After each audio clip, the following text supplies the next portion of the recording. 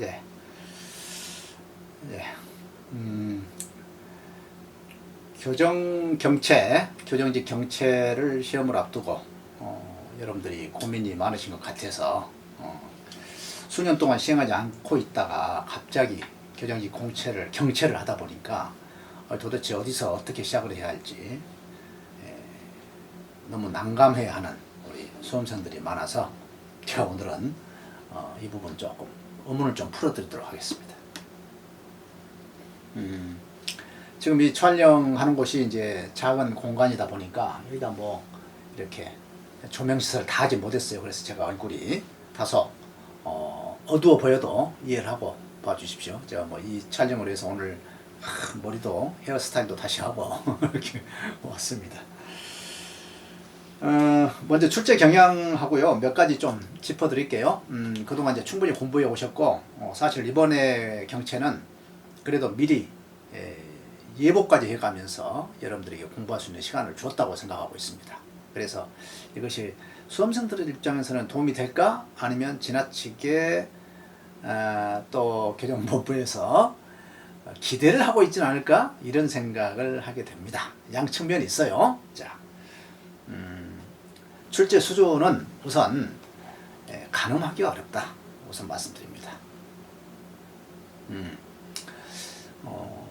예전에는 이제 공고하고 나서 한 달 후에 바로 시험 보기도 하고 했거든요. 그런 경우는 너무 촉박하잖아요. 그래서 시험 문제를 조금 더 쉽게 하려고 노력을 했었는데 경채 문제가 출제자의 어떤 그 폭이 우리 교정 전문가들이 참여할 가능성이 커요. 그렇게 되면 문제가 어려워집니다. 그래서 혹시라도 겁먹지는 마시고 그것은 똑같아요. 입장이 여러분들이 공부를 뭐 적게 했건 많이 했건 어떤 한 달 내지 두 달 동안의 기회를 가지고 공부하신 분들이기 때문에 어렵다 그러면 나만 어려운 게 아니야. 같이 어렵다. 그리고 나 쉽게 잘 봤다. 혼자 잘 본 게 아니에요. 같이 잘 본 거예요. 그렇게 그 난이도 높고 낮은 것에는 너무 일희하지 마라. 다만 이번 시험이 쉬울 것이다 또는 어려울 것이다 이러한 것에 너무 매몰되지는 말라 이런 얘기입니다. 그리고 또 이제 여러분들이 이제 공부하면서 뭐 이런 생각도 할 거예요. 아니 이 시험이 갑자기 생겼다가 또 내년에 없어지면 어떡하냐. 이번에 뭐 한 번만 있는 기회 있는 거 아니냐. 목숨을 걸어야겠다. 물론 목숨 걸어야죠. 그렇지만 지금 추세로 봐서 우리 교정본부에서 인사정책을 펼치는데 좋은 자원을 끌어모으는데 여러 가지 방법을 쓸 도리가 많지가 않아요. 방법이 주로 이제 공개 채용을 해서 이제 우리 자원을 좀 모시고 있고, 그리고 할 수 있는 방법이 특채인데 이 경채인데 이게 이렇게 우리 마음대로 막 수시 뜻대로 하기가 쉽지 않은 조건이 있어요. 우선은 결혼이 발생해야 하고 자체내 그 결혼을 우리 손으로 한번 뽑아 보겠다고 인사혁신처하고 다시 또 협의를 해야 하고, 인사혁신처에서 예스 오케이 해줘야 서로 합의하에서 이제 이루어지는 거거든요. 그래서 복잡해요. 그리고 또 시험 관리를 어디서 해야 하냐면 우리 이제 법무부 교정본부에서 해줘야 합니다. 그러니까 일이 뭐 한두 가지가 아닌 거예요. 그러다 보니까 이것을 해야 하느냐 말아야 하느냐 실무자 입장에서는 귀찮은 일이에요. 그런데 또 정책적인 차원에서 보면 반드시 해야 할 일입니다. 왜? 다양한 전문가들을 좀 모시고 오고 싶은 것이 우리의 이제 소망이거든요. 그래야 일도 잘하고 좀 환경을 좀 좋게 할 수 있지 않겠어요? 지금 이번에 못 뽑는 그 계열이 다 그렇잖아요. 간호사님들 이렇게 또 무도 이렇게 이런 분들을 이렇게 뽑게 된 이유는 그런 데 있습니다, 여러분들. 말이 길어지니까 시간이 없으니까 우선 제가 이제 시작하기 전에 방식을 좀 말씀드릴게요. 향후 경채를 계속 할 것인가에 대한 아마 기대감도 있을 거예요. 앞으로 할 것 같아. 꼭 한다는 얘기는 아니에요. 예측입니다. 한번 이렇게 하면 어떤 지도자가 이렇게 해야겠어 라고 생각이 되면 그것이 이제 좀 지속이 됩니다. 그런데 이제 그러한 생각을 이렇게 실천하고 하기가 쉽지 않거든요. 안 하던 걸 새롭게 만든다는 것도 쉬운 일이 아니고 하던 것을 없애는 것도 쉬운 일이 아니에요. 행정가들한테는 그런 특징이 있습니다. 그런데 이번에 이제 본부장님이나 이런 분들은 좀 생각이 좀 개혁적인 분들이에요. 그래서 아마 앞으로도 이런 형식으로나마 전문가들을 조금 확대하는, 영역을 확대시키는 그렇게 가지 않을까, 이렇게 조심스럽게 적극적으로 긍정적으로 기대를 해봅니다. 여러분들도 그래서 이번 끝이다 라고 생각하지 마시고 혹시라도 기대를 갖고 공부를 좀 하셨으면 좋겠다. 시험을 앞두고 이제 유의할 점입니다. 지금이라도 체력검정 준비하셔야 합니다. 시험 끝나고 나서 합격하고 나서 준비하면 떨어집니다. 특히 악력, 이거 집에서 이거 하셔야 합니다. 연습하셔야 하고요. 또 시험 준비하시면서 주위 사람들한테 너무 신경 쓰지 마세요. 내 실력으로 합격하는 거야. 별것 아니야. 뭐 시험이 어렵고 뭐 쉽고 이게 차이 안 난다는 거예요. 그거랑 관계 없어요. 출제를 하다 보면 쉽게 한다고 했는데 너무 쉬워져 버리고, 조금 난이도를 조정을 해야겠어 하면 너무 어려워지고 그래요. 실제로 그렇습니다. 그래서 출제의 영역은, 출제의 범위는 신의 영역이다, 이렇게 보시고요. 한 사람이 하는 건 아니에요. 몇 사람이 해서 그걸 또 추려내는 팀이 따로 있습니다. 그래서 여러분들 해야 할 것은 공부한 것을 시험장에 가서 실수하지 않는 것. 실수라는 거 여러분들, 내가 아는 것 틀리는 거예요. 아는 것 틀리고 옵니다, 실제로. 그래서 그러한 실수만 하지 않으면 사실은 실력은 비슷할 것이다. 그리고 거기서 당락이 결정될 것이다, 이렇게 보고 있어요. 또 두 과목을 보게 되니까 나는 형집행법 교정학을 너무 몰라, 그렇다고 해서 교정학만 열심히 하고 나는 뭐 간호학은 아는 것 같아, 아는 것 같은 거야. 형소법은 아는 것 같아, 아는 것 같아. 근데 사실은 우리가 수험 지도를 해보면 가장 취약한 것이 자기의 전공 분야입니다. 이거 아셔야 해요. 자기 전공 과목이 가장 취약해요. 그래서 내가 아니까 이것은 가볍게 넘어가, 천만의 말씀. 학원가에 딱 와보세요. 그러면 가장 취약한 과목이 자기 전공 과목이에요. 그래서 만약에 이 시험을 교정학을 공부했던 사람이 본다면 교정학이 취약 과목이고, 간호학을 공부한 사람이 본다면 간호학이 취약 과목이에요. 그것을 알고 두 과목을 지금부터라도 균형 있게 공부하시라는 얘기를 당부를 드립니다. 자, 오늘 제가 이제 해드리고자 하는 것은, 그래서 이제 그 시험 볼 때까지 이제 그 두 과목에 대한 어떤 뭐랄까요, 감을 늘 갖고 가시라는 얘기예요.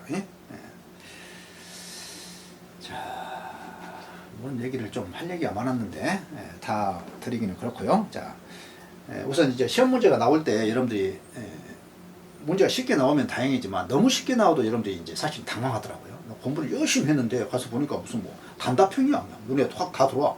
그러면 그럴 때도 당황하게 하기도 하고요. 또 쉽게 공부하라고 해서 쉽게 했는데 가서 보니까 막 박스가 있고 거기에 뭐 기응, 니은, 디귿, 니을 해놓고 틀린 것을 모두 고르면 몇 개인가 뭐 이게 나오고 막 이런단 말이죠. 이러면 멘붕이 와요. 근데 그렇게 나올 수도 있어. 그럴 때는 여러분들 숨을 가다듬고 하나하나 보면 답은 다 있어요. 그래서 너무 시험장에서 놀라지 말라는 거예요. 차분하게 마음을 안정시키고, 그리고 할 수 있다. 내가 어려울 때 저 친구도 어려울 것이다, 이런 생각을 반드시 갖고 담담하게 시험에 임해달라는 부탁을 드립니다. 언제 기회가 없을 것 같으니까. 그리고 다시 한번 말씀드립니다. 제가 누차 이제 모두공에서 이제 강의할 때도 얘기해 드렸는데, 문제가 나오면 다음 중 맞는 것은, 틀린 것은 이렇게 이제 나오잖아요. 몇 개인가? 물론 이렇게 나오지. 그러면 맞는 것은 동그라미 치고요, 틀린 것은 X 치세요. 그리고 여기 지문이 나오면 2, 3, 4가 나오면 맞는 것은 동그라미, 틀린 것은 X. 꼭 이걸 해야 합니다. 이건 뭐 그냥 저 사람은 왜 저걸 자꾸 강조하지 하는데, 여러분들 시험장에 가서 보면요, 이건 뭐 다음에 두 번째 와가지고 확인하기가 쉽지 않아요. 근데 이것은 자동으로 확인이 되는 시스템입니다. 그래서 동그라미가 하나 있으면 그것이 맞는 것이 된 거예요. 맞는 거 하나 아니겠어요? 틀린 것은 뭐예요? 3개가 맞고 하나가 틀릴 것 아닌가. 어차피 25%니까. 그렇게 해서 X가 있으면 X를 하나 잡고 이렇게 가라는 얘기야. 그래서 여기가 X가 있는데 여기가 동그라미를 쳐버린다. 그렇게 안 되지. 답을 쳐버리면 안 되지. 그래서 항상 한 번 보고 정확하게 보고 이 지문 자체에서 옳고 그른 걸 정확히 써라. 그리고 만약에 헷갈린다면 삼각형 해놨다가 추후에 좀 그것만 보고, 두 번 보기 쉽지 않아요. 문제가 또 길어져 버리면 정말로 여러분들 난감해질 수가 있습니다. 그 점 이해하시고 꼭 이 훈련을 좀 해달라는 거 다시 한번 부탁드립니다. 자, 우리 우리 이제 아담 아카데미에 요청하신 분이 그렇게 요청을 하셔야 해요. 제가 이제 다 들어드릴 수는 없지만 그런 간절함이거든요. 아 선생님, 뭐 교정학 한다고 해서 형 집회법은 열심히 했는데 그리고 선생님 또 무료로 또 올려준다고 해서 또 그거 들었는데 많은 도움이 됐습니다. 감사합니다. 이 표현을 해야지. 우리가 나도 또 해드릴 또 힘이 생기고 의지가 생기지. 나는 죽으라고 하고 있는데 아무도 관심이 없어. 하려고 하겠어요? 안 하지. 그래서 그렇게 요청을 하면 굉장히 고마워요. 나는 좀 내 몸과 마음은 힘들지만 지금 벚꽃놀이 가야 하는데 지금 못 가고 있는 거야. 저 혼자 집에 나와서. 자, 강의 효율성을 위해서 제 책으로 하겠습니다. 어쩔 수 없이. 혹시 책을 안 갖고 계신 분들은 다른 책 보셔도 돼요. 내용은 뭐 비슷해. 뭐 대부분. 제가 20년이 넘은 책이기 때문에 이 책을 이제 근간으로 해서 대부분 이제 만듭니다. 그럴 수밖에 없어요. 혼자서 연구해갖고 수험서 만들었겠어요? 쉬운 일 아니야. 그래서 그렇게 해서 이제 우리 선생님들이 이제 강의를 하고 계시는데 아마 강의는 비슷할 거예요. 큰 차이는 없을 거야. 근데 하수마 있으면 가장 전통 있고 또 명망가 있는 책을 보실 필요가 있죠. 그래서 우리 이제 이준 선생님이 방문각에서 하고 계시고 또 제가 또 모두공에서 하고 있는데 치사하게 뭐 와라 뭐 이럴 수는 없잖아요. 그래서 여러분들이 들어보시고 저 강의 좋아 뭐 이렇게 인식하고 오시면 좋아요. 좋습니다. 자, 그런데 이제 책이 없어도 뭐 비슷할 것이라고 봐요. 아무래도 제가 이제 뭐 또 더 이제 뭐랄까 세련되게 또 새로운 지식들을 잘 담고 이제 이런 경우는 제가 좀 빠른 것 같아. 사실은 시험 문제 그동안 경향을 보면 나는 미리 알고 딱 가서 지키고 있거든요. 그럼 딱 출제 같아. 자, 그래서 이제 법령은 우선 놔두고요. 오늘은 이론 부분만 좀 봐드릴게요. 어떤 것이 중요하고 나올 가능성 이런 것들 좀 보면서 혹시 여러분들이 아직은 좀 숙달이 안 돼 있다 보니까 이론은 정립이 되고 나면 편하거든요. 그런데 정립 전까지는 이게 마리까리하고 힘들어요. 그래서 그런 부분들 조금 더 봐드릴게요. 교정의 기초 개념, 뭐 최협의의 교정이다, 협의의 교정이다 이런 거 안 나옵니다. 교정 이념상의 목적이나 교정 이념의 발전 나오잖아요. 응보적 사람을 범죄를 한 사람을 처벌함으로써 과거에 대한 범죄 행위죠. 일단 범죄를 했다고 하는 것은 뭐예요? 과거죠. 과거형이에요. 범죄를 한 사람을 처벌을 통해서 다시 못하게 하는 것 응보입니다. 응보. 그런데 처벌을 하는데 그 처벌의 목적이 이렇게 과거에 있느냐 미래에 있느냐의 차이예요. 미래에 있다면 목적이죠. 그 목적이 다른 사람이 범죄를 못하게 하고 그 사람도 범죄를 못하게 하는 그런 미래지향적이다 이 말이죠. 그래서 우리는 이 말을 거창한 말로 이제 공리적이다 이렇게 표현하는데 공리적이란 말 속에는 이렇게 목적과 교육형이 같이 들어가 있습니다. 어쨌거나 목적형 범죄를 못하게 하는 것, 교육형은 재범을 하지 못하도록 범죄를 못하게 하는데 그보다도 더 세밀하게 교육을 하는 것 이렇게 보는 것이다 이 말이죠. 교육 이념은 그래서 응보형, 목적형, 교육형 이렇게 발전했다 이렇게 보시고요. 그렇게 뭐 어려운 부분은 아닙니다. 교정학의 발전 이제 학자들이 내면 잘 안 낼 수도 있는데 혹시 실무가들이 이 교재를 가지고 이제 낼 때는 뭐 전에는 가끔 나왔으니까 과목학, 행영학 또 뭐예요? 교정교육학 그 다음에 교정보호론이란 말로 이렇게 씁니다. 그런데 이 교정보호론이란 말은 사실은 애매하긴 해. 신응보란 얘기야. 그러니까 그동안에 우리가 이제 형벌의 집행에 있어서 어디를 볼까?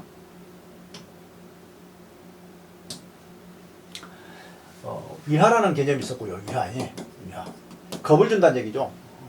이것보다는 아까 봤던 응보를 한번 봅시다. 응보. 그에 상응한 보복이에요. 상응한 보복. 눈에는 눈, 이에는 이. 이렇게 처벌하던 것을 이제 목적형으로 왔다고 그랬죠. 목적형. 이런 식으로 공부하다가 한없겠네. 또 하루 또 지나가겠네요. 좀 하다가 여러분들 좀 따라한 거 보고 좀 진행할게요. 그 다음에 이제 교육형으로 이제 발전했다. 이렇게 얘기하는데, 교육형 교육으로. 여기 교정학의 발전 보니까 과목학이 그냥 교도소에 이 과목학 이 말 자체가 사실은 이 자유형이라고 하는 것이 우리 지금 현재 교도소라고 하는 것이 발달한 것이 오래되지 않았어요. 그래서 무조건 그냥 감옥에다가 가뒀던 그런 시대가 있었어요. 그리고 이제 형을 집행한다 하는 장소로서의 개념이 행형학이고요. 형을 집행한다는 의미예요. 그러니까 자유형이라고 하는 것이 징역 금고라고 하는 것이 사실은 얼마 되지 않습니다. 역사가 200년밖에 안 돼요. 200년, 300년밖에 안 돼. 물론 1595년부터 이제 시작되긴 했지만 그때는 이제 시초 단계고 자리를 잡은 것은 1770년대거든요. 그리고 단순한 형을 집행하는 것이 아니라 교육을 하는 것이야 라고 해요. 교육하는 것이야. 이렇게 해서 교육과 교화를 했는데 효과를 봤냐 하면은 그대로 갔을 것인데 효과는 못 봤다는 거야. 못 봐서 다시 이렇게 감옥으로 가자, 이렇게 구금 중심으로 가자라고 하는 것이 이제 오늘날 이제 신응보주의에 의한 뭐라고요? 교정보호론 이런 말을 씁니다. 교정보호론. 뭐 이렇게까지 여러분들한테 나올 가능성은 없지만 한번 이제 짚어봐 주시고요. 그래서 교정 발단 5단계를 복수적 단계, 위하적 단계, 복수사적 보복이죠. 누가 나를 때리면, 누가 내 재산을 가져가면 내가 가서 스스로 안가법을 하는 것이죠. 사적 보복 단계. 그 복수적 단계고요. 그 다음에 이제 공형벌이 국가가 이제 주도하는 형벌 체계가 들어옵니다. 그래서 겁을 주는 거예요. 너 하지 마. 너 하면은 내가 때릴 거야. 그 다음에 이제 교육적 개선 단계, 과학적 처우 단계, 그리고 사회적 권리 보장 단계 이렇게 나눴다는 거 이렇게 봐두시고요. 우리나라 교정의 역사를 보실 때 여러분들은 조선시대를 주로 보셔야 합니다. 왜냐하면 그 이전에는 역사적 고증이 쉽지 않으니까 출제를 잘 안 하려고 그래요. 노력을 해. 그래서 조선시대 것을 중심으로 가라는 거. 조선시대 몇 개가 있어요? 태장, 도유사 이렇게 기억하시고 특별히 또 그 중에서도 20문제가 나오기 때문에 여러분들 많이는 안 나와. 그런데 이제 범위가 형사정책이 안 나오기 때문에 하나씩 이렇게 배치가 될 수가 있어요. 문제가. 그래서 공부를 한 사람하고 안 한 사람하고는 좀 차이가 있을 수가 있다. 너무 법령 위주로 가서는 안 된다는 얘기죠. 근대적 행정에서 요사이 자꾸 이제 출제가 되고 있거든요. 특히나 이제 1894년도 갑오 개혁을 전후한 행정제도 개혁들이 나옵니다. 그걸 좀 자세히 봐두셔야 해요. 재판소 구성법, 감옥 규칙과 징역표 내용을 좀 봐두셔야 합니다. 제가 일일이 다 설명을 안 드릴게요. 필요한 부분은 해드릴게. 자, 페이지 47페이지 가면 범죄에 대한 인식과 처벌의 정당성이 나오죠. 자유사론 결정론 여러분들 이제 이해하고 계시죠? 자유사론. 이거 어떻게 보면 전체적으로 가장 그 전체의 교정주의를 망라한, 이념을 망라한 출발점입니다. 범죄인은 누구냐 이 말이야. 이성적이고 함정인 정상적인 사람이 했느냐 아니면은 뭔가 부족한 사람이 했느냐, 여기서 출발한다 이 말이죠. 뭔가 부족한 사람이 했다면 당연히 교육과 치료를 해줘야 할 대상이고, 만약에 멀쩡한 놈이 했다면 그것은 처벌의 대상으로 보는 거예요. 그래서 이제 중요하고요. 자유사론, 결정론. 그래서 실증주의와 고전주의를 나누는 것은 아마 출제가 될 가능성이 있습니다. 한 문제 정도는 출제될 가능성이 있다는 거. 지금 여기서 이제 실증주의, 고전주의를 다 설명드리긴 어렵지만 간단하게 얘기하면, 자, 고전주의 주장자가 누구라고 했어요? 백가리아, 백가리아 다 좋습니다. 이분이 이제 처음에 형사사법 개혁을 이제 주장을 했기 때문에 고전주의가 된 거야. 고전이라고 해서 뭐 저기 뭐 어디 뭐 5세기, 6세기를 얘기하는 게 아니에요. 백가리아가 중세시대의 암흑기를 뛰어넘어서 우리 인간에 대한 중세시대의 암흑기라고 얘기한 것은 뭐예요? 우리 인간 세대가 아니라는 거야. 신의 세계야, 신. 하나님 중심의, 종교 중심의 사회였단 말이죠. 그 사회에서 벗어나서 우리가 이성적이고 합리적으로 판단하고 살 수 있는 존재라는 거야. 인본주의로 온 거예요. 인본주의에서. 그런데 여기서 우리가 갖고 있는 형사사법의 가혹성과 아주 그 야만성, 이것을 좀 바꿔보자 라고 주장해서 나온 것이 이제 형사사법 개혁론이고, 그것이 범죄와 형벌로 쓰여졌단 말이죠. 범죄와 형벌. 그 내용이 뭐예요? 오늘날 형사사법 시스템의 근간이 된 것이다 그랬어요. 그래서 이분이 얘기한 내용을 가만히 들여다보면 그것이 이제 고전주의예요. 그것이 예방주의다. 이게 범죄는 예방해야 한다. 처벌이 목적이 아니다는 거야. 예방이다. 사형제도를 폐지해야 한다. 사면제도도 폐지하자. 균형 있는 처벌을 하자. 죄형 법정주의를 하자. 반드시 죄와 벌은 법으로 정한 것만 범죄로 보자. 막 이러한 내용들을 얘기하고 있다는 말이죠. 그런데 이 전제가 뭐냐면 범죄인은 정상적인 사람이야. 왜? 인간에 대한 무한한 신뢰를 바탕으로 이 사상이 이제 계몽주의 사상이 들어온단 말이죠. 네? 신에 대해서 모든 것을 맡겼던 모든 것이 성경에 의해서 처단되고 치리되었던 것이 아니다. 우리 인간이야말로 우리 생각이야말로 중요할 수가 있다. 이렇게 생각을 대변혁이 오는데 그 사상이 뭐예요? 계몽주의 사상이고 인본주의 사상이라니까. 그런데 그렇게 할 때는 뭐가 전제돼야 해요? 우리 인간도 똑똑해 이런 얘기야. 우리도 똑똑해. 똑똑해? 그래. 그래서 내가 자유의사대로 자유의지대로 선택한 결과야. 이렇게 본 거예요. 그래서 범죄도 네가 선택한 것이기 때문에 그 선택한 결과에 대한 책임을 물어야겠어. 이게 바로 정기용주의 아니에요. 이렇게 간 것이고. 그로부터 이제 시간이 흘러서 약 100년이 지났는데 인간은 따로 있다고 봤죠. 이 범죄인은. 그것이 바로 이제 실증주의고 롬브로쪼를 중심으로 해서. 여러분들한테 뭐 롬브로쪼가 나오지는 않을 거예요. 베카리아 롬브로쪼 정도까지는 좀 봐두실 필요가 있겠다. 자, 그래서 자유의지, 결정론 이렇게 출발했다는 거예요. 그 다음에 페이지로 보면 이제 제 책입니다. 50페이지 보면 공리주의적 목적에 의한 처벌 이론을 그랬어요. 처벌 이게 지금 제지 이론도 억제 이론도 범죄 예방 이론도 공리적 관점입니다. 공리란 말이 무슨 얘기라고요? 미래지향적이란 얘기예요. 미래지향적이니까 그 처벌이 미래지향적이면 공리주의적 처벌이에요. 근데 그런 말을 다 쓰지는 않고 미국에서 쓰고 있기 때문에 우리나라에서는 그냥 그 정도까지 뭐 일반화된 형법학자들이 그렇게 쓰지는 않아. 그러다 보니까 출제가 그런 용어로 나오지는 않을 거예요. 다만 여기 고전주의에서 얘기했던 범죄 예방의 대책으로서 세 가지는 뭐냐라고 하면 처벌의 엄중성, 처벌의 확실성, 처벌의 신속성. 그 중에서 가장 중요한 것이 뭐다? 확실성. 이 정도는 알고 계시라는 얘기야. 교화 개선이 있고요. 무능력화가 있고. 자, 무능력화는 좀 구분을 하셔야 합니다. 교화 개선은 뭐야? 교육이죠. 사람 제대로 만들어야겠다. 만들다는 것은 뭘 의미해요? 그 사람이 부족하다는 것을 전제로 하는 거죠. 부족하니까 사람 만드는 것이지. 만약에 인간이 완벽한 존재라면 사람 만들 필요 있어? 그대로 그냥 처벌만 하는 거예요. 그렇지만 좀 부족하기 때문에 그것이 생물학적이건 심리학적이건 사회학적이건 문제가 있기 때문에 그 사람을 적응시키기 위해서 바꿔줘야겠다. 이 정책이 뭐다? 교화 개선 정책이다. 그런데 이 교화 개선 정책이 성공했느냐? 반드시 성공했다고 보기 어렵다. 왜? 해봤더니 돈 들이고 예산 들이고 사람 써서 했는데 별로 거둔 바가 없다. 재범률이 떨어지지 않았더라. 이런 연구 결과가 마틴슨에 의해서 이루어졌다 이 말이죠. 마틴슨 기억하셔야 합니다. 그런데 나중에 보니까 그 연구가 맞았느냐, 그 연구 자체가 문제가 있더라는 얘기를 합니다.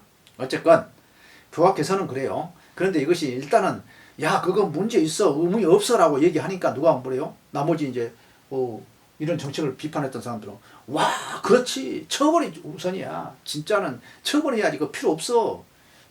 우리 교도소에 가면 이제 우리 교도관끼리도 이제 그런 논쟁이 있습니다. 이제 그래서 무능력화가 나온 겁니다. 무능력화. 야 범죄는 무조건 다 잡아들여. 야야야 필요 없어. 교육하지 마. 그거 필요 없어. 교화 개선 의미 없어. 못해. 그것이 바로 무능력화 정책이에요. 근데 무능력화는 두 가지로 나눈다 했죠. 집합적, 선별적. 모든 범죄자는 다 잡아들여라. 그러면 사회에 범죄 없어질 거 아니냐. 근데 그게 만만치 않아. 미국에서 해봤더니 지금 미국도 지금 200만 명이 넘어요. 수용 인원이. 그런데 3억 중에서 200만이니까 어마어마한 거죠. 그리고 그것이 200만이 들어오면 나머지 끝났느냐? 그렇지 않아. 계속해서 범죄인이 발생해. 있는 사람 나가고 밖에 있는 사람 들어오고 있는 사람 나가고 하다 보니까 이게 나중에 보니까 1억이 넘어가 버린 거야. 가두어지지는 않지만 전과자가 1억이 넘어가 버려. 3억 중에서. 그러면 그 사회가 정상적이냐 이 말이야. 안 돌아가 사회가. 왜? 범죄인은 전과자는 안 쓰거든. 이런 문제점이 발생해서 야 이거 이래서는 안 되겠다. 다양한 고민을 하기 시작한 거예요. 그래서 집합적 무능력을 해서 마구 잡아들이다가 안 되겠다. 지역사회 교정으로 가자 해가지고 지역사회 교정을 했단 말이죠. 그런데 지역사회 교정을 하다 보니까 이것도 한계가 있어. 그래서 선별적 무능력화로 갑니다. 이제 그 교도소가 이제 넘치니까 좀 빼내자. 그리고 선별적으로 넣자 해서 선별적 무능력화로 가는 거예요. 그래서 이 두 가지를 좀 구분해서 보시고 선별적 무능화를 가는 데 있어서 전제 조건이 있어. 뭐죠? 범죄 예측이에요. 다 잡아들이는 것은 예측할 필요가 없잖아. 어차피 범죄한 놈은 다 또 할 것이라고 생각하고 잡아들인 것이니까. 그런데 선별적으로 잡아들 때는 중루범자들이 중범죄인들, 중한 범죄를, 중대한 범죄를 저지르고 또 하고 또 한 놈들은 다 잡아들이고 그 애들이 주로 범죄를 하기 때문에 그들을 없애면 사회는 안정될 것이다. 이런 기대를 했단 말이죠. 그런데 그들 잡아들이려면 뭐가 전제돼야 한다고? 범죄 예측을 정확히 해야 한다니까. 그 범죄 예측이 정확히 못하면 정당성이 없는 거야. 나를 왜 잡아들였어? 이런 얘기. 그래서 선별적 무능력화에서는 범죄 예측은 문제가 대두되었다. 이런 얘기고요. 그 범죄 예측을 할 때에 여러분들 54페이지 보니까 맨 밑에 재범 예측을 했는데 실제로 범죄를 했다? 그러면 문제 없지. 그런데 재범 예측을 했는데 하지 않았다? 이게 문제야. 하지 않은 사람, 우리 형사소송법 공부하신 분들은 이제 좀 감이 올 거야. 소극적 실체 진실주의야. 적극적 진실주의는 뭐예요? 실체적 진실주의는 모든 범죄는 반드시 완벽하게 검거를 해야 해. 처벌해야 해. 그것이 실체적 진실이야. 그런데 10사람 중에서 한 사람이라도 억울한 사람을 만들어서는 안 된다고 하는 것이 뭐예요? 소극적 실체적 진실주의란 말이죠. 그것처럼 이것도 마찬가지야. 범죄 예측을 했는데 안 했어. 안 할 사람을 범죄 예측을 했어. 그러면 인권 침해 요소가 있어. 그래서 이것이 문제가 돼요. 그래서 이 선별적 무능화도 이건 문제가 있다 해가지고 다시금 이제 집합적 무능력화라고 하고 있다. 뭐 이런 얘기들을 기본적으로 이제 틀에 담고요. 그리고 이러한 선별적 무능력화를 하면서 뭘 했어? 동시에 지역사회 규정을 했지. 밖에다 내놓고 사람 관리하는 거예요. 이렇게 보시고요. 이제 수영자 처우 모델은 좀 잘 보셔야 해요. 내용을 잘 보셔야 합니다. 여기는 반드시 출제가 돼요. 시간이 애매해서. 네. 자, 수영자 처우 모델을 보겠습니다. 처우 모델. 처벌을 위한 모델은 뭐다? 구금 모델이라고 그랬어요. 구금시키는 거야, 그냥. 장기간 동안 집어넣는 것이죠. 교화 개선할 필요 없어. 그 다음에 두 번째, 교화 개선을 위한 규정이 있어. 우려 모델, 적응 모델, 개선 모델, 재통합 모델이 세 가지가 있죠. 교화 개선을 위한 모델 세 가지 기억하시고요. 우려 모델, 개선 모델, 재통합 모델. 예. 앞에는 뭐가 있을까요? 구금 모델이죠. 모델이야. 구금 모델.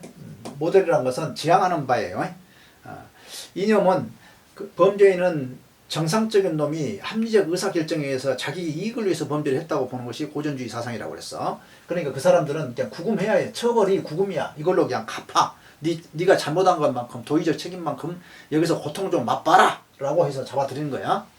그런데 아니야. 범죄인은 따로 있어. 생물학적으로, 심리학적으로 또는 사회 구조적인 또는 사회적 과정 속에서 문제가 있어서 범죄를 했어 라고 하는 결정론적 시각이 있다고 그랬죠. 그 사람들은 뭐예요? 어떤 경우는 치료를 해야 하고 어떤 경우는 적응시켜줘야 하고 어떤 경우는 지역사회까지도 나서서 그들에게 도움을 줘야 해. 이러한 것들을 우리는 뭐라 한다? 이 세 가지를 교화 개선 모델이라고 한다 이 말이죠. 예. 그리고 이 교화 개선 모델이 성공했다 못했다? 못했다는 평가를 받아서 그때 나온 것이 뭐예요? 사법 모델이 나온다고 그랬죠. 사법 모델, 정의 모델. 이 용어들 섞여 있잖아요. 의료 모델은 치료 모델 또는 갱생 모델, 그 다음에 개선 모델은 뭐예요? 적응 모델, 경제 모델 이런 말이 써 있고요. 재통합 모델은 이렇게 뭐예요? 재사회화 모델 이렇게 용어들이 같이 쓰이고 있습니다. 혹시 어떤 것이 나올지 몰라. 그런데 비슷하니까 알 수 있을 거야. 그 다음에 공정 모델, 사회 모델, 사법 모델, 정의 모델 같은 말이고요. 이 사상은 이 구금 모델의 사상과 같은 거야. 신흥보주의 아까 봤죠? 맥락을 다 같이 하는 거예요. 교화 개선 하나하나 볼까요? 자, 이것은 뭐 간단하지. 구금 모델은 처벌의 확실성, 신속성, 엄중성 이렇게 하면 범죄는 사라질 것이다, 줄어들 것이다 이렇게 봤고요. 여기서는 뭐예요? 의료 모델은 치료해주면 돼, 치료. 그런데 환자로 봤다는 얘기예요. 환자로 봤다는 거 우선 전제를 깔고요. 여러분들이 환자 하면 의사 마음대로 하는 거야. 마취제를 생각하면 돼. 마취를 하고 그 환자 자체는 어떠한 의사결정력도 없다는 전제하에 교도관이 국가가 알아서 하는 거야. 그냥 너는 노동력이 근로정신이 없어. 그래서 막 근로를 함양시키기 위해서 강제로 때리고 압력을 가해서 이렇게 치료를 하는 거예요. 이 개선 모델은 환자는 환자야. 이 친구가 환자는 환자인데 책임이 있는 환자야. 의사 결정을 어느 정도 할 수 있는 환자란 말이야. 그래서 이들에게는 어떤 심리학적인 어떤 그러한 그 치료 요법을 사용을 해요. 그래서 자주 출제가 돼. 한번 볼까? 개선 모델을 볼까요? 그리고 여기 이제 보니까 부정경 제도를 이건 뭐 교화 개선이니까 무조건 잡아 놓고 오랫동안 있는 것이 아니라 개선이 되면 내보내고 개선이 안 되면 붙들고 있죠. 그러니까 그래서 우리는 부정기란 말을 씁니다. 정기형이 아니다는 얘기야. 여기는 뭐예요? 쳐버리니까 지가 한 만큼 처벌해 주는 것이니까 정기형이고요. 구분하셔야 해. 여기는 또 뭘까요? 이건 정기형 다시 가겠죠. 자, 개선 모델에서 여러분들 자주 출제가 되고 있는 부분인데요. 뭐냐면 이 사람이 책임을 질 수 있다는 전제예요. 환자는 환자인데 네가 낫고자 하는 의지가 있어야 나을 수 있다는 거야. 여러분들 병원에 가면 지금 다 의사 선생님들 그렇게 얘기해. 옛날에는 말도 못하게 했어. 뻥긋 못하게 했어.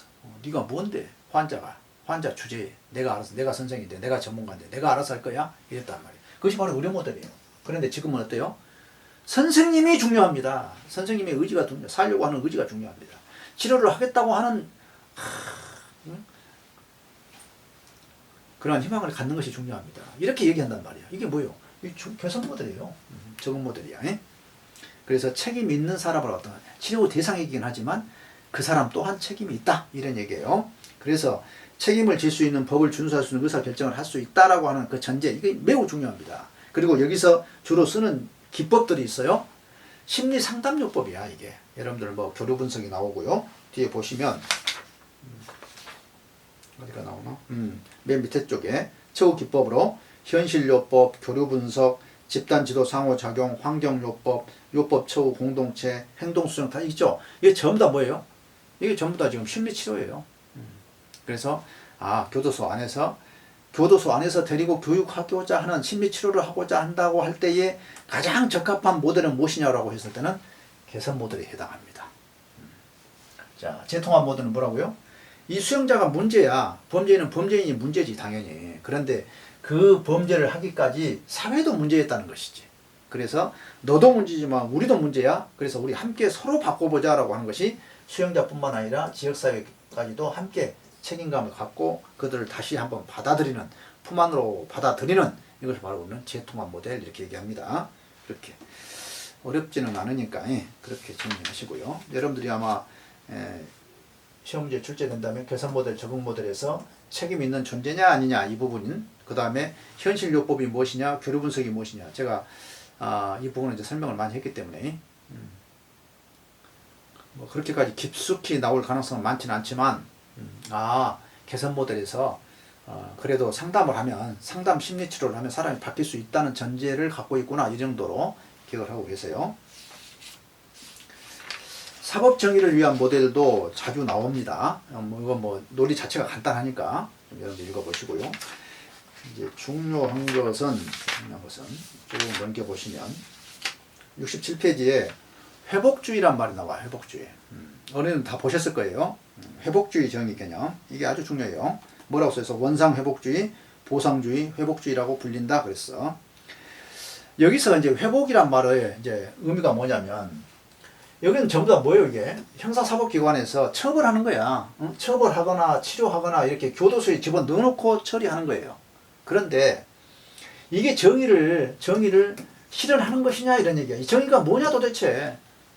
수용자 때리는 것이 정의냐? 아니면은 피해자를 구호해 주는 것이 정의냐? 진정한 정의가 무엇이냐? 그렇게 봤을 때 이 범죄로부터 회복이라고 하는 것은 경제적, 물질적 회복도 중요하고, 그리고 정서적, 정신적 회복도 중요하다. 그러고 보면은 이게 누가 회복이 돼야 해? 피해자가 회복이 돼야지.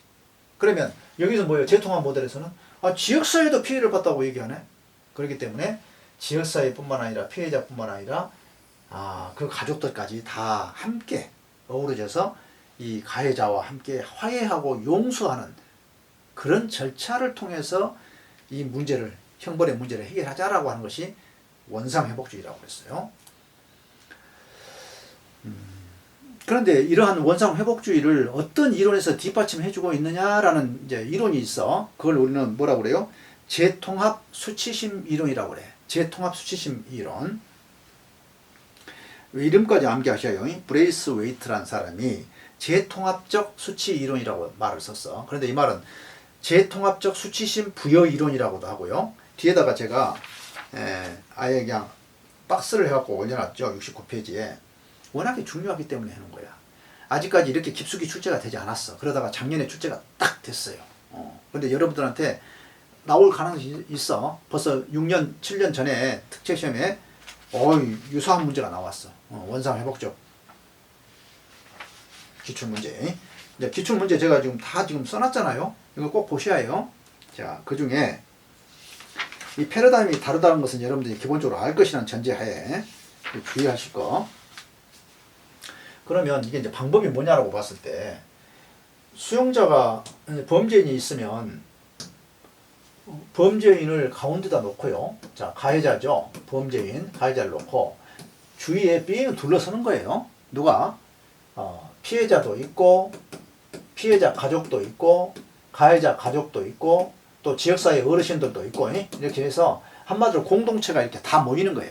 모여서, 야, 이놈아, 너 왜 그 잘못을 했니? 했더니 이 친구가 눈물을 흘리면서 사죄하면서 죄송합니다 얘기하고, 그 피해자의 아픔을 네가 아니? 라고 했더니 피해자가 또 눈물 콧물을 흘리면서 이 나쁜 놈아, 너 때문에 내가 내 인생이 깨졌다 얘기한단 말이죠. 그리고 미안합니다. 듣고 보니 내가 그런 줄을 몰랐습니다. 서로 손을 붙잡고 또 울고, 그리고 어르신들이 또 뭐라 하죠. 이 나쁜 놈아, 네가 왜 그래가지고 이렇게 고통을 주느냐? 우리까지 동네가 지금 쑥밭이 됐다. 이렇게 이제 이 하나의 문제를 가지고 서로 대화를 한단 말이죠. 그래서 형사사법기관으로 가는 것은 맞고, 공식적인 처벌이나 엄중한 어떤 국가적인 작용을 막고, 그 대신에 이렇게 공동체에서 함께 해결을 함으로 해서 이제 문제를 해결하자는 거야. 그러면 이제 수치심이라는 말을 저는 이해를 잘 하셔야 해. 어디서도 이것을 해석을 제대로 한 사람이 없더라고. 봐. 이 사람한테 지금 여러 사람이 모여가지고, 야, 이 나쁜 놈아, 너 그러면 돼 하고 얘기하는 건 뭐예요? 수치심을 주는 거잖아요. 수치심 부여 이론이야. 수치심을 주는 거야. 주는 건데, 이 수치심이라는 것은 두 가지입니다. 수치심. 하나는 긍정적 수치심이고요. 부정적 수치심이 있어. 여기는 뭐야, 이게? 지금 회복하기 위해서 지금 한마디로 상처를 건드리는 거야. 상처를 건드려서 우리가 아픈 곳에 그대로 그냥, 소독도 안 하고 닫아버리면 어때요? 썩어버리잖아요, 안에서. 그런데 소독을 하기 위해서 뭐예요? 칼로 긁어내는 작업이야. 아파 죽겠어요. 그래, 괜찮아. 이렇게 해야 나설 수 있어. 이렇게 해서 긍정적인 수치심, 긍정적인 아픔을 주는 것이 바로 이게 재통합적, 하나로 다시 우리가 용서와 화해를 통해서 하나가 되자라는 것이 긍정적 수치심 이론이에요. 그래서 재통합이란 말이야, 그 얘기는. 자, 긍정이란 말은 재통합이라는 의미고요.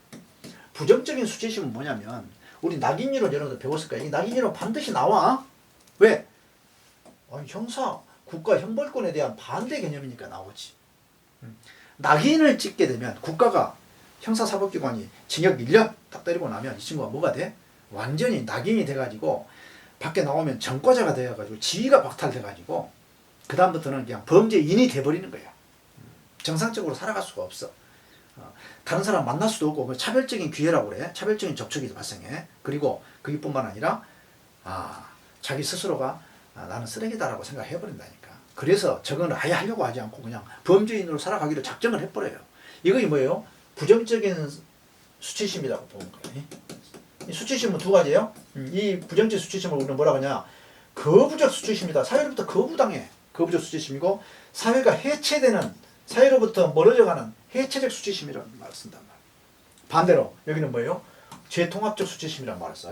그래서 개념이 이렇게 나누는구나. 수치심은 수치심인데 하나 되는 수치심, 우리가 좀 소독되는 수치심, 회복되는 수치심, 이걸 주장한 내용이었구나. 이걸 기반으로 해서 재통합적, 아까 무슨 얘기야? 회복주의가 나왔구나. 이렇게 기억을 하시면 돼. 그렇다고 해서 이 가해자가, 여기서 이 절차가 가해자의 책임을 완화시킨 것이냐, 이렇게 문제가 나오잖아. 이건 아니야. 책임 완화가 아니야. 책임을 느끼게 하는 거야. 느끼게 하는 거야. 용서와 화해는 이제 그 다음에 절차고, 그 책임성까지 뭐 완화시키고, 야, 너 괜찮아, 뭐, 아이고, 어쩌다가 그랬니, 이러자는 얘기가 아니야. 진실로. 미안합니다. 죄송합니다. 잘못했습니다. 이 책임감을 느끼도록 하는 거야. 2016년도에 특채 문제에 나왔던 문제이기 때문에, 많이 틀렸기 때문에, 나올 가능성이 있어. 재밌잖아. 옛날에 틀린 거 다시 내보면 재밌어요. 거의 그대로 나옵니다. 오케이. 회복주의 여러분들 꼭 보셔야 합니다. 자, 쭉 넘겨서 뭐 조직은 여러분들 보셨을 것이고 어렵지 않으니까. 교정 시설도 뭐 혼거제와 독거제 이거 차이점은 아셔야 합니다. 기본적으로 뭐 어렵지 않죠? 독거제는 혼자서 반성하고 기도한다는 것이 개념이에요. 독거제는 기도시킨다. 그러니까 혼자 스스로 반성하고 속죄할 기회를 준다는 것이고요. 아픔 가면 다른 사람으로부터 이 죄에 대한 얘기를 안 듣잖아요. 교도소 안에 들어가 있으면 무슨 얘기를 주로 하겠어요? 다 자기 죄 얘기하지, 범죄 얘기하지. 그러니까 그걸 배우게 된다니까. 그런데 혼자 있게 되면 그럴 이유가 없다. 하지만 단점도 만만치 않아요. 사회성이 없어져요. 사람이 사회적 인간인데 그래서 몸도 마음도 허약해질 가능성이 있다. 장단점 꼭 보셔야 합니다. 그리고 교도소 사회에 갑니다. 교도소 사회에 가면 이 부분이 좀 여러분들이 좀 어려워하는 것 같은데 여러분들한테 출제가 될까 싶어요. 통상 지금 7급 영역으로 자리 잡혔거든요. 9급에서는 거의 출제된 적이 없어요. 그래도 그럼에도 불구하고 수용자 문화, 교도소 문화라는 얘기를 합법지향적, 범죄지향적, 수용자지향적이라고 얘기한 사람이 누구다? 서덜랜드와 크레세이다. 그리고 그것은 좀 정리하셔야 해요. 교도소에는 교도소 문화라고 하는 것이 있는데 수용자 문화라고 하는 것이 수용자 문화라고 하는 건 뭐야? 우리가 지금 교도소에서 교정 교화하고 교육을 하고 이거 하는 이 목적이 뭐예요? 보다 좋은 사람을 만들기 위해서 하는 거 아니에요? 그런데 그것을 듣지 않고 자기들끼리 똥돌 뭉쳐가지고 신뢰하지 않고 따르지 않는 어떤 문화가 서브 컬처가 있더란 얘기야. 잘못된 문화가 있더란 얘기. 그것을 연구해 봤더니 거기에는 범죄적 문화가 있고 범죄 지향적 문화가 있고 수형 지향적 문화가 있고 수형 지향적이 그리고 합법 지향적 문화가 있더라. 합법 지향적 문화는 사실은 뭐 부문화라고 보기가 어렵죠. 그래서 이 두 가지가 중요해요. 범죄 지향적, 수형 지향적이. 범죄 지향적이란 말은 범죄인으로 살다가 들어와서 그냥 범죄 문화에 그냥 잠깐 있다가 나가서 다시 범죄할 것이니까 그냥 그런 범죄 문화를 갖고 있는 거야. 그래서 안에서 활동은 큰 의미가 없어. 관심을 갖고 있지 않아. 문제는 이 수형 지향적 문화야. 이 친구들은 교도소가 자기 집이야. 그래서 주로 와 있는 곳이에요. 여기가 터전이야. 그래서 여기서 이 사람들이 수용자 문화가 지위를 지향한다. 지위에 대한 관심이 많다. 이런 얘기를 합니다. 교도소 내의 지위. 내가 어떤 지위? 이 지위라는 것은 꼭 공식적인 지위가 얘기한 게 아니에요. 조장이나 반장이나 이런 것이 중요한 것이 아니고 자기들이 보이지 않는 조직에서의 짱이다. 짱이다. 그러한 지위를 추구하는 경향이 있다. 그리고 얘네들은 뭐예요? 가장 재범의 위험성이 크다 이렇게 봐요. 교도소가 너무 편하니까. 교도소가 편하다는 의미는 이 사람들에게 본인의 심리적으로 편하다는 얘기야. 이 막 밖에 나간 자체가 막 불안에 떠는 친구들이 의외로 많아요. 그래서 심리치료가 필요한 거야. 밖에 나가면 우리는 다 좋아할 것 같죠. 자유를 지향하는 것은 인간의 본성이야. 하지만 정작 먹고 사는 문제에 직면할 것에 대해서는 불안해한다니까. 사람을 어떻게 대할 것인가. 교도소는 익숙해져 있잖아. 밖에 나가서는 힘들어해. 그래서 이 친구들은 밖에 나가도 금방 다시 들어옵니다. 수용지향적 부문화를 갖고 있는 애들은 다시 들어온다. 가장 재범과 관계된 것은 수용지향적, 두 번째가 범죄지향적, 합법지향적은 맨 마지막. 이렇게 정리를 해 놓으시기 바랍니다. 교도소화. 이것도 좀 어렵죠, 여러분들이. 박탈과 유인모형. 그냥 아직도 지금 시간이 너무 많이 남았어. 2주나 남았어. 너무 많이 남았어요. 그래서 이 정도는 여러분들 내 설명을 듣고 혹시라도 그동안에 이해가 안 됐더라도 설명을 들으면 금방 이해가 돼. 그래서 이해를 하고 가셔. 이론은 이해가 되면은 문제 풀기 좋습니다. 법령은 어때요? 정확하게 알지 않으면 틀려. 자, 박탈이라고 하는 것은 우리가 이제 사회에서 살다가 교도소라는 공간으로 들어오잖아요. 응? 들어오면서 뭐예요? 여자친구 만날 수 있어? 못 만나죠. 내가 사우나 갈 수 있어? 못 가죠. 밖에서 있다가 밖에서 누리던 모든 영역들을 하나도 못하고 여기 들어와서는 다 빼앗기고 그냥 박탈을 당해. 이 박탈을 당했기 때문에 갖는 문제가 있어.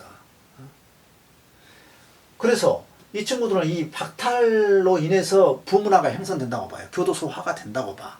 교도소화가 된다는 얘기는 무슨 얘기야? 부문화를 추종하는 거야. 자기들끼리의 만남과 자기끼리의 가치와 도덕, 자기들끼리의 어떤 규범력을 따른다는 얘기야. 교도소에서 요구하는 규범을 따르지 않고. 그래서 이렇게 박탈을 받고 있다가 밖에 나가면 어떻게 돼? 다시 또 되는 거야. 유인모형은 뭐냐 이렇게 되는 거야. 유인모형은 원래 있던 문화인데 이 문화가 그대로 왔다는 얘기야. 왔다가 가는 거야. 그냥. 다시 가면 그대로 가는 거야. 그러니까 잠시 쉬는 곳이야. 그러니까 우리가 교정교화해서 사람을 만들려고 하는데 어떤 문제가 있느냐 했더니 박탈 모형에 근거해서 하고 있는 거예요. 이 박탈을 시키니까 이 사람들이 교도소화가 되더라. 그러므로 이것을 안기 위해서는 이 환경을 사회하고 유사하게 해줄 필요가 있다. 라는 주장이 박탈 모형에 근거한 교정주의예요. 사회적 처우, 사회 내 처우를 강조하는 이유가 바로 거기에 있다. 유인 모형을 얘기하면은 아니 원래 있던 문화가 와서 있다가 잠시 있다가 가는 것이기 때문에 얘네들은 유인 모형의 주장자들에 의하면 교도소 특별히 할 필요 없어. 나도 왜? 그놈들 말이야. 밖에 있는 그 범죄 문화를 갖고 왔다가 그냥 살다 가는 거야. 그래서 어차피 이놈들은 교도관 말 안 듣게 돼 있어. 안 믿게 돼 있어. 의미 없어. 이렇게 얘기한 거야. 두 가지 차이입니다. 그런데 교도소 화의 정도 이렇게 그러면 자기들끼리의 수용자 강령을 따르는 정도, 교도관을 믿지 않는 강력한 믿지 않는 그런 정도, 이것은 수용 기간에 따라서 어떤 차이가 있더냐라고 연구를 해봤어. 그랬더니 클레모와 휠러가 이렇게 둘 다 상반된 얘기를 합니다. 클레모는 뭐라고 그래요? 클레모. 이렇게 수용 기간이 길면 길수록 비례하더라는 얘기야. 교도소화가 비례하더라. 그래서 오히려 나쁜 놈이 되고 말더라. 교정교화는 실패할 수밖에 없다. 그러므로 가급적이면 구금정책 펴지 마라. 라는 주장이 이제 클레모 주장이고요. 누구요? 또 휠렀죠. 이름 자체가 휠었어. U자 형으로 이랬다. 처음에는 친사회적으로 왔다가 친교도소적이야. 교도관 말도 잘 듣고 존경스러워. 그런데 시간이 흐를수록 나쁜 놈 되더니 교도소화가 되더니 자기들끼리 뭉치더니 또 나갈 때가 되면 또 정신 차리더란 얘기야. 그래서 U자 곡선으로 얘기합니다. 휠러입니다. 두 사람 기억하시고요. 자, 교도소 부문화는 안 나옵니다. 수용자 권리구제에서 여러분들이 주의하실 거 제가 몇 차례 이걸 가지고 자꾸 선생님들도 잘 헷갈려 하시고 그러시대. 139페이지에 가면 국가인권위원회에서 교도소를 오는 방법이 두 가지가 있어요. 하나는 그냥 조사차 오는 경우가 있고요. 하나는 수용자가 나 좀 만나주세요 하고 진정서를 제출해갖고 면전 진정을 하기 위해서 오는 경우가 있어. 두 가지입니다. 그러면 자, 교도소에 아무 문제가 없는데 자기들이 교도소에 문제를 찾기 위해서 왔어. 그래서 수용자를 만나. 그러면 이때에는 교도관이 참석할 수 있다 없다? 참석할 수 있다는 거야. 그 자리에 참석을 해. 그런데 그것을 껍죽대지 말란 얘기야. 거기 인권위원이 어떻게 요새 이 교도소 어떻습니까? 분위기가 어떻습니까? 이렇게 물어보고 있는데 교도관이 나서가지고 아이 좋아요. 걱정하지 마세요. 이 친구도 거짓말하고 있어요. 이렇게 참여하지 말아요. 끼어들지 말란 얘기야. 그리고 녹음 녹화하지 말고. 그러나 거기 참석할 수는 있어. 여러 명이 참석할 것 같으면 이 위원이 아니 좀 조정을 해주시죠. 한 분만 오시죠. 여러 명이 오면은 수용자가 말을 못 하잖아. 그래서 이러한 제도적인 장치가 되어 있습니다. 그러나 내가 지금 교도관한테 맞았습니다. 부당한 불법한 처우를 받았습니다. 나 좀 구제해 주세요 하고 진정서를 보냈어. 그럼 그걸 조사하러 왔어. 그때에는 교도관이 참여할 수 있느냐는 얘기야. 안 된다는 얘기야. 그리고 멀리서 감시만 해라. 녹음 녹화도 안 되고. 두 가지입니다. 그것만 기억하시면 되겠다. 물론 뭐 청원 절차나 이런 것도 다 여러분들 철저하게 보셔야 합니다. 법령은 당연히 보셔야 하고요. 자, 과밀 수용은 나오겠어요? 안 나오겠어요? 100%입니다. 과밀 수용은 100% 나올 거예요. 과밀 수용 해소 방안 해서 그저께 우리 합격할 거야 님이 이 부분에 대해서 이제 이거 어떻게 이해가 잘 안 됩니다 해서 제가 설명할 기회는 없고 그래서 많이 마음이 아팠는데 이번 기회에 설명을 드릴게요. 보시면 과밀수용 해소 전략 브럼스타인 이제 이것만 잘 보시면 돼요. 브럼스타인이 이제 이런 얘기를 했어요. 처음에 보니까 무익한 전략이었죠. 하지 마라. 가만 놔둬라. 신경 쓰지 마라. 들어오면 들어온 대로 나가면 나간 대로 무대책이 대책이다 이런 얘기야. 그것도 대책인가? 이렇게 할 수 있겠죠. 그렇지만 그것도 대책이지. 그냥 뭐 알았어. 뭐 들어오면 옵니까? 받아놓고 또 있다가 또 고생스럽더라도 있다가 그래 시간 됐니? 하고 보내고 그냥 놔두란 얘기야. 그럼 알아서 될 것이다. 조절될 것이다 이런 얘기. 두 번째 선별적 무능화. 아까 봤죠?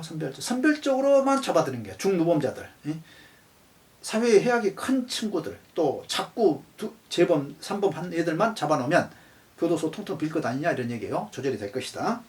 좋아요. 문제는 인구 감소를 위한 정문 정책과 후문 정책을 이해를 하셔야 해요. 자, 이 말은 정문이 여가 있고요. 상징적으로 얘기합시다. 물론 후문이 이렇게 있어요. 있기는 있지만 이 후문은 이렇게 나가는 게 아니야. 수용자들이 실제로 들어왔다가 이렇게 나가지 여기 들어왔다가 이렇게 나가는 것은 아니야. 하지만 상징적으로 이렇게 해설을 하기 위해서 한 겁니다. 수용자가 들어올 때 이건 막는 거예요. 못 들어오게. 야, 들어오지 마. 들어오지 마. 어떻게? 법원에서는 선고유예 집행유예를 해가지고 내보내버려. 못 들어가게. 이미 들어왔다 할지라도 이것은 구치소 기능이니까. 그것은 구치소 기능이니까. 여러분들 선고나 집행유예를 하면 어떻게 돼요? 밖에서 살잖아. 보호관찰을 받잖아요. 집행유예자는 보호관찰, 사회봉사, 수강명령을 받지만 자, 그 다음에 뭐가 있을까? 각종 어떤 보호처분 있죠. 수강명령, 전부 다 한번 봐볼까? 인구 정문정책 전환시키는 거죠. 일부 자 보호관찰, 가택구금 밖에서 하는 것이죠. 벌금형, 배상처분. 배상처분 뭐예요? 돈으로 갚으라는 얘기야. 돈으로. 또 사회봉사명령, 선도조건부 기소유예, 비구금적 제재로 전환시키는 것. 들어와야 할 사람을 돌려보내는 거예요. 전문정책이라는 것은. 자, 그런데 문제는 뭐예요? 오히려 형사사법망의 확대의 결과라고 하는 비판이 있다 그랬어. 이렇게 하다 보니까 여러 가지 뭐 배상명령도 하고 수강명령도 하고 사회봉사명령도 하다 보니까 처벌을 안 해도 될 놈들까지 마음 놓고 하더란 얘기야. 이게 바로 형사사법망이 확대됐다는 얘기를 합니다. 자, 그 다음에 인구 감소 전략. 자, 보호관찰부 가석방 빨리 내보내자 이거야. 그런데 바로 보내면 안 되니까 가석방은 내보내되 보호관찰을 시켜서 내보내자 이런 얘기야.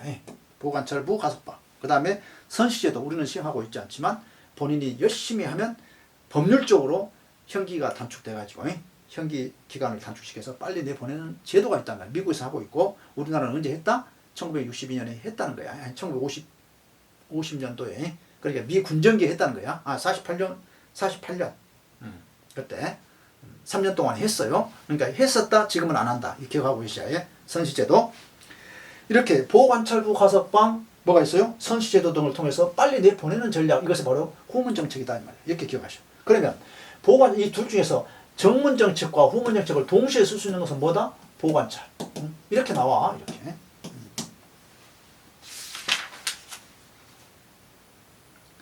그런데 빨리 내보냈더니 나간 애들이 그냥 밖에 나가 잘 살면 되는데 금방 또 들어와요. 이렇게 들어왔다가 또 보내면 다시 들어오고 이렇게.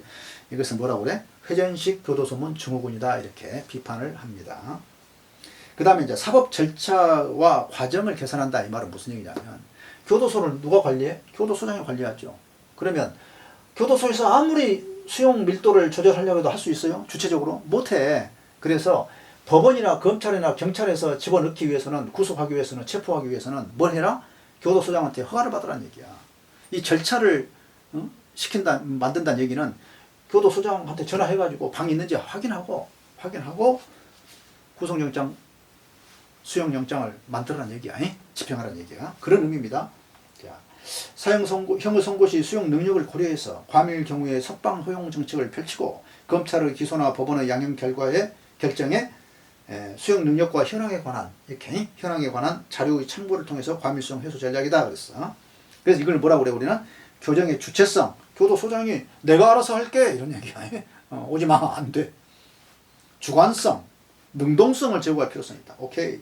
그 다음에 교도소를 따로 짓는 것 간단하죠. 교도소 지은 것은 뭐 밀도를 해소할 수 있으니까. 최근에 이제 수용자들이 과밀 수용으로 인해서 과밀 수용에 대한 국가 책임을 손해배상 국가 배상 책임을 묻고 있거든요. 그리고 대법원에서 그것을 인정하고 있어요. 그 점 때문에 뜨거운 이슈입니다. 그래서 출제가 반드시 된다는 거 기억하시고 봐두십시오.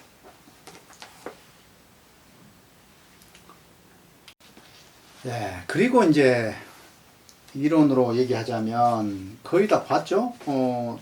전부 다 이제 나머지는 법령으로 여러분들 소화가 가능한 부분들이에요. 뭐 홍거, 독거 이런 제도도 좀 보시고요. 그리고 나서는 또 나올 부분이 여러분들 분류제도의 발전 과정에서 누진처우 제도죠. 이것도 아마 100% 나올 겁니다. 페이지로 보면 371페이지인데 누진처우 제도. 누진이란 뭐예요? 차츰차츰 올려준다는 얘기예요. 차츰차츰 올려준다는 얘기가 무슨 얘기냐면 처우를 완화시켜준다는 것을 의미해요. 완화시켜준다.